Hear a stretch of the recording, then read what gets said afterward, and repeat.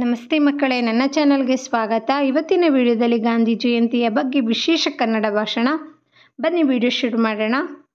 ಈ ಭವ್ಯವಾದ ವೇದಿಕೆಯಲ್ಲಿ ಆಸೀನರಾಗಿರುವ ಮುಖ್ಯ ಅತಿಥಿಗಳೇ, ಮುಖ್ಯೋಪಾಧ್ಯಾಯರೇ, ಶಿಕ್ಷಕರೇ, ಪೋಷಕರೇ ಹಾಗೂ ಗೆಳೆಯರೆಲ್ಲರಿಗೂ ಶುಭೋದಯ. ಎಲ್ಲರಿಗೂ ತಿಳಿದಿರುವಂತೆ ಇಂದು ಗಾಂಧಿ ತಾತನ ಜನ್ಮದಿನ. ಈ ಒಂದು ದಿನದ ಕುರಿತು ನಿಮ್ಮೊಂದಿಗೆ ಮಾತನಾಡಲು ಬಯಸುತ್ತೇನೆ. ಮಹಾತ್ಮ ಗಾಂಧಿಯವರು ಅಕ್ಟೋಬರ್ 2, 1869 ಗುಜರಾತ್ನ ಪೋರ್ಬಂದರ್ನಲ್ಲಿ ಜನಿಸಿದರು.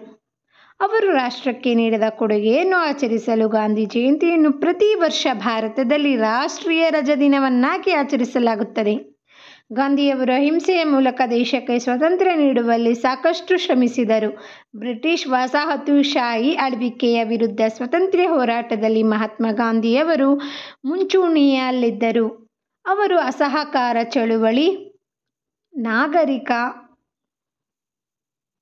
ಅಸಹಕಾರ ಚಳುವಳಿ ಮತ್ತು ಕ್ವಿಟ್ ಇಂಡಿಯಾ ಚಳುವಳಿ ಸೇರಿದಂತೆ ಭಾರತದಲ್ಲಿ ವಿವಿಧ ಸ್ವಾತಂತ್ರ್ಯ ಚಳುವಳಿಗಳನ್ನು ಮುನ್ನಡೆಸಿದರು.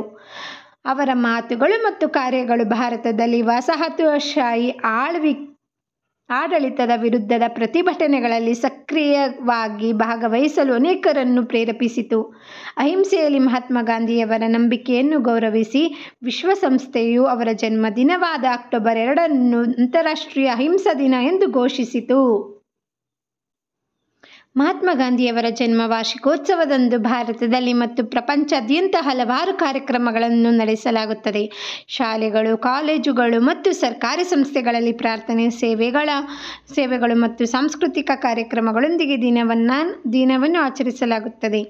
ರಾಷ್ಟ್ರಾದ್ಯಂತ ನಾಯಕರು ಮಹಾತ್ಮ ಗಾಂಧಿಯವರ ಸಮಾಧಿಯನ್ನು ಹೊಂದಿರುವ ನವದೆಹಲಿಯ ರಾಜ್ಘಾಟ್ನಲ್ಲಿ ಗೌರವ ಸಲ್ಲಿಸುತ್ತಾರೆ. ಮಹಾತ್ಮ ಗಾಂಧಿಯವರು ಭಾರತದ ಸ್ವಾತಂತ್ರ್ಯ ಹೋರಾಟಕ್ಕೆ ತಮ್ಮ ಜೀವನವನ್ನು ಮುಡಿಪಾಗಿಟ್ಟರು ಮತ್ತು 1948ರಲ್ಲಿ ನಾಥೂರಾಮ್ ಗೂಡ್ಸೆಯಿಂದ ಹತ್ಯೆಗೀಡಾದರು ಎಂದು ತಿಳಿಸುತ್ತಾ ನನ್ನ ಈ ಭಾಷಣವನ್ನು ಮುಗಿಸುತ್ತೇನೆ.